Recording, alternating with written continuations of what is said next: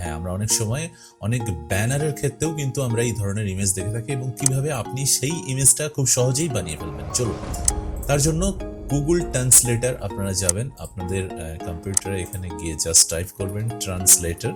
Already এরকম translator, এই Google translator বেরিয়ে যাবে।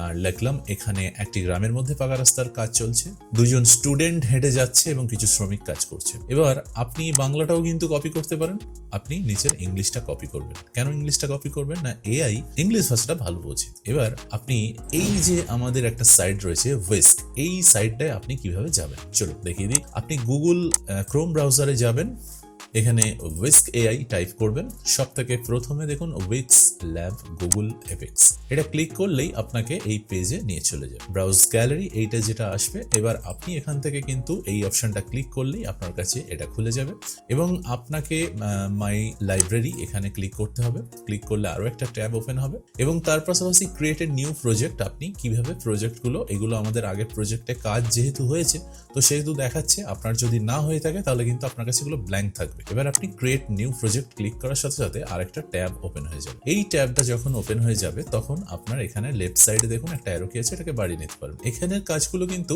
আলাদা আলাদা রয়েছে।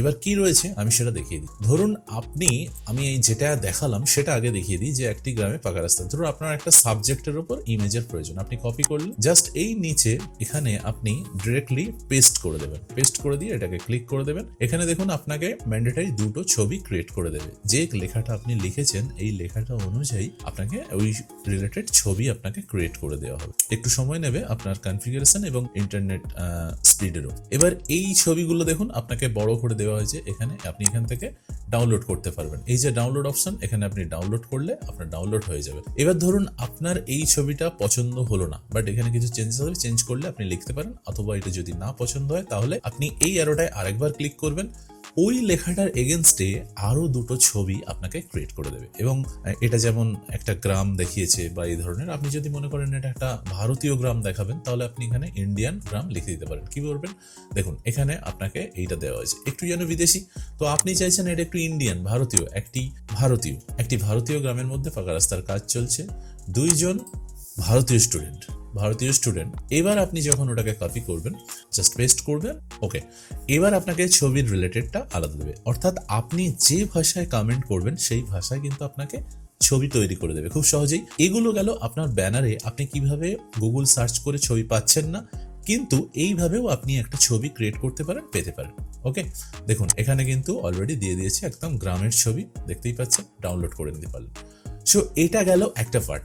নেক্সট কি আছে, ধরুন আপনি কোনো স্টোরি টাইপ কাজ করছেন, মানে একটা স্টোরি রিলেটেড কোনো কাজ করছেন যেখানে একটা ফিগার থাকবে, সেই ফিগারটার উপর একজন স্টুডেন্ট বই হাতে নিয়ে বসে আছে। এবার আপনি এটা কপি করবেন, এখানে গিয়ে আপনি পেস্ট করে দিলেন। এবার আপনার মনে হচ্ছে এই ছেলেটির ছবিটা আপনার পছন্দ, যদি পছন্দ না হয় তাহলে আমি তো দেখিয়েছি, আরেকবার এখানে ক্লিক করবেন, ওই রিলেটেড আরো ছবি আপনাকে দিয়ে দেবে। ওকে, আপনার এই ছবিটা পছন্দ হয়েছে, আপনি এটাকে ডাউনলোড করবেন। ডাউনলোড করার সঙ্গে সঙ্গেই এটা কিন্তু ডাউনলোড হয়ে গেছে।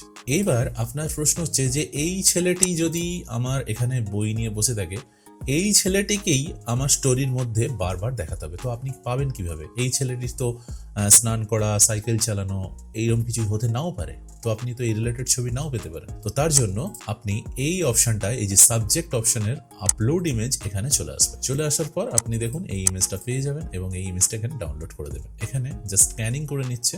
এবার আপনার মনে হয়েছে যে এই ছেলেটি একটি সাইকেল চালিয়ে স্কুলে যাচ্ছে। এবার এইটাকে কপি করে নিয়ে আপনি যখনই এটাকে ক্লিক থাকা, এই যে ইয়েলো ক্লিক, এটা কিন্তু ক্লিক রাখবেন, মানে এই ছেলেটিই যদি সাইকেল চালায় তাহলে এখানে ক্লিক রাখতে হবে। এবং তখন আপনি এই নিচের জায়গায় এসে আবার এখানে পেস্ট করবেন এবং আপনি যখনই এটাকে ক্লিক করবেন, আপনার ইন্টারনেট স্পিডের উপর ডিপেন্ড করে ওই ছেলেটিই সাইকেল চালিয়ে যাচ্ছে এমন ইমেজ এআই কিন্তু আপনাকে কনভার্ট করে দেবে। আমি বড় করে দেখাই, দেখুন এই ছেলেটিই কিন্তু সাইকেলটা চালিয়ে যাচ্ছে অ্যাজ ইট ইজ। তাই আপনার এবার সাইকেল চালানো হয়ে গেল। অ্যাজ ইট ইজ আপনার মনে হয়েছে এই ছেলেটি একটি দোকানে দাঁড়িয়ে ব্রেকফাস্ট খাচ্ছে, একদম, তাহলে ওখানে ক্লিক থাকবে।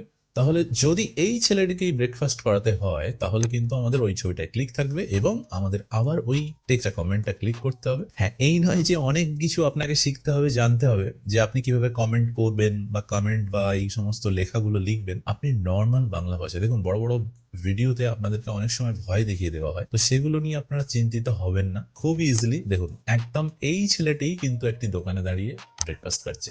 এখানে কিন্তু ছেলেটার ছবি চেঞ্জ হচ্ছে না, বাট তার ড্রেস, তার ব্যাকগ্রাউন্ড এগুলো চেঞ্জ করে দেওয়া হচ্ছে, কিন্তু ছেলেটা কিন্তু সিমিলারই একই রয়েছে। এবার ধরুন সিন কি আছে, একটা সিন ধরুন, এই সিনটাকে আপনি একইভাবে এখানে আপলোড করবেন। স্টাইল, কোন স্টাইলটাতে উনি থাকবেন সেই স্টাইল করতে পারেন। বাট এইভাবে আপনারা করে দেখবেন, খুব সহজেই কিন্তু আপনারা এই রিলেটেড ছবি, ইমেজ তৈরি করতে পারেন এবং এগুলোকে ভিডিওতে রূপান্তরিত করতে পারেন। যদি আপনাদের এই ভিডিওটি ভালো লেগে থাকে, তাহলে আমি নেক্সট পার্ট ভিডিও এবং অ্যানিমেশনের মধ্যেও আনার চেষ্টা করব, যেগুলো স্টোরি টাইপ হয়। তবে হ্যাঁ, আমি আবার বলবো যে এই ছবিগুলো কিভাবে প্রম্পট লিখবেন বা অনেক বড় বড় ভিডিও থেকে আপনারা ভয় পেয়ে যান, একদম ভয় পাওয়ার কিছু নেই। খুব সিম্পল, আপনার সঙ্গে থাকুন, এই ধরনের আরো কিছু আপনাদের সে উপহার দেব। তো ততক্ষণ ভালো থাকবেন, সুস্থ থাকবেন, টাটা।